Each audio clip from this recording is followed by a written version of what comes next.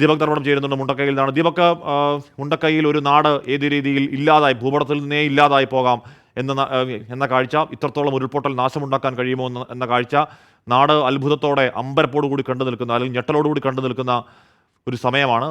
മുണ്ടക്കൈയിലെ ഇന്നത്തെ ദൗത്യം മഴ ഏതെങ്കിലും തരത്തിൽ ബാധിക്കുന്നുണ്ടോ ദീപക്? ഹാഷ്മി, ഉള്ളു പൊള്ളുന്ന കാഴ്ച. ഇതിനിടയിൽ രക്ഷാപ്രവർത്തനം. ആ രക്ഷാപ്രവർത്തനത്തിനാണെങ്കിൽ പ്രതികൂലമായി മഴ ഇടയ്ക്കിടയ്ക്ക് പെയ്തുകൊണ്ടിരിക്കുന്ന ഒരവസ്ഥ. ഞാൻ മുണ്ടക്കൈയിൽ നിന്നും മലയിറങ്ങി ഇപ്പോൾ ചൂരൽമലയിൽ ഇങ്ങനത്തെ അടിവാരത്തേക്ക് എത്തിയിരിക്കുകയാണ്. അതായത് മുണ്ടക്കൈ എന്നാൽ ഈ ചൂരൽമലയുടെ മുകളിലെ ഭാഗമാണ്. ആ മുണ്ടക്കൈ ആ ഒരു ടൗൺ, അതായത് മുണ്ടക്കൈയിലെ കവല പൂർണ്ണമായും ഇല്ലാതായി. ഇപ്പോൾ ചൂരൽമലയിലെ ദൃശ്യങ്ങളാണ് നമ്മൾ കാണുന്നത്. നമ്മുടെ ക്യാമറമാൻ പ്രവീൺ ധർമ്മശാല ഒന്ന് പാൻ ചെയ്യുമ്പോൾ കാണാം. ഇവിടെ രക്ഷാപ്രവർത്തനം ഇപ്പോൾ പുരോഗമിക്കുകയാണ്. ഒരു മൃതദേഹം എന്ന് സംശയം തോന്നിയിട്ട് അത് കണ്ടെത്താനുള്ള ശ്രമം നടക്കുന്നു. കുറച്ച് വലത്തോട്ടേക്ക് പാൻ ചെയ്യുമ്പോൾ നമുക്ക് കാണാം, ഇപ്പോൾ ഇന്ത്യൻ ആർമിക്ക് ബിഗ് സല്യൂട്ട് നൽകേണ്ട ആ താൽക്കാലിക പാലമാണിത്. ഈ പാലത്തിലൂടെയാണ് ഇപ്പോൾ ആംബുലൻസുകൾ, അതുപോലെ തന്നെ JCB, ഇറ്റാച്ചി എല്ലാം തന്നെ രക്ഷാപ്രവർത്തനത്തിന് വേണ്ടി പോകുന്നത്.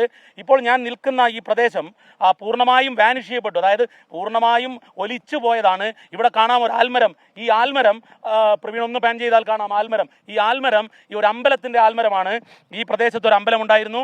ആ അമ്പലം പൂർണ്ണമായും ഇല്ലാതായി. ഇത് അമ്പലത്തിൻ്റെ തറയൊക്കെ കാണാം. നമുക്ക് ചുറ്റമ്പലം കഴിഞ്ഞുള്ള അകത്തുള്ള ശ്രീകോവിലിൻ്റെ തറയാണെന്നാണ് നമുക്ക് കാണുമ്പോൾ തോന്നുന്നത്. ഏതാണ്ട് അതിൻ്റെ ഒരു രൂപഭംഗി കാണുമ്പോൾ അങ്ങനെ തോന്നുന്നു. അതായത് ഒരു പ്രദേശത്തെ സ്കൂൾ, പള്ളി, അമ്പലം, വീടുകൾ, കടകൾ ഇതെല്ലാം ഇല്ലാതായി. നേരത്തെ ഹാഷ്മി പറഞ്ഞതുപോലെ അത് ഒരു ചിത്രത്തിൽ മാത്രം, ഒരു പഴയ ചിത്രത്തിൽ മാത്രം അടയാളപ്പെടുത്താൻ പറ്റുന്ന രീതിയിലേക്ക് ഒരു പ്രദേശം മാറി എന്നുള്ളതാണ്.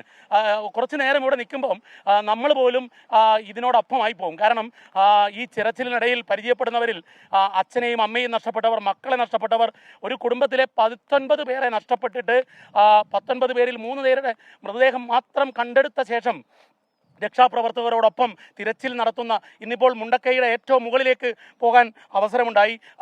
ഉന്നത ഉദ്യോഗസ്ഥരുണ്ടായിരുന്നു. ADGP MR അജിത് കുമാർ, അതുപോലെ തന്നെ ഹൃദോഷ്, അവിടുത്തെ SOG SP, ഈ ആദ്യം ഇവിടെ എത്തിയ ആളാണ്. അവരോടൊക്കെ ഈ നാട്ടുകാർ പറയുന്നത്, നിങ്ങൾ ഇവിടെ തെരയൂ, ഇവിടെ മണ്ണെടുക്കൂ, കാരണം ഇവിടെ വീടുണ്ടായിരുന്നു. ഇങ്ങനെ ഓരോ പോയിന്റുകൾ ചൂണ്ടിക്കാണിച്ചുകൊണ്ട് തങ്ങളുടെ ഉറ്റവരുടെ മൃതദേഹം, ജീവനുണ്ടാകില്ല എന്ന് തീർച്ച, പക്ഷേ ഒരു കുഞ്ഞിൻ്റെ മൃതദേഹം കണ്ടെത്താൻ, അല്ലെങ്കിൽ അമ്മയുടെ മൃതദേഹം കണ്ടെത്താൻ വേണ്ടി ജീവിച്ചിരിക്കുന്നവർ തിരച്ചിലൊപ്പം പങ്കാളികളായിക്കൊണ്ട് അവരോട് പറയുന്ന കാഴ്ചയാണ് കണ്ടത്.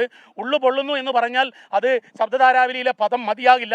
കാരണം അത്രയും വേദനാജനകമായ ഒരു മഹാദുരന്തമാണ് ഈ പ്രദേശത്ത് വന്നത്. ഹാഷ്മി, ദീപക് ധർമ്മടം മുണ്ടക്കൈയിൽ നിന്ന് വിവരങ്ങൾ നൽകിയായിരുന്നു. ഏറ്റവും ഒടുവിൽ വരുന്ന ആ വിവരം, വല്ലാത്ത വിവരം, മരണം 302 ഉയരുന്നു എന്നുള്ളതാണ്. നമുക്കറിയാം ഒരുപാട് പേരെ കാണാനില്ല എന്ന് പറയുകയാണ്. ADGP MR അജിത് കുമാർ രാവിലെ ദീപക് ധർമ്മടത്തോട് സംസാരിക്കുമ്പോൾ അജിത് കുമാർ പറയുന്നത് 300-ലധികം ആളുകളെ കാണാനില്ല എന്നുള്ളതാണ്.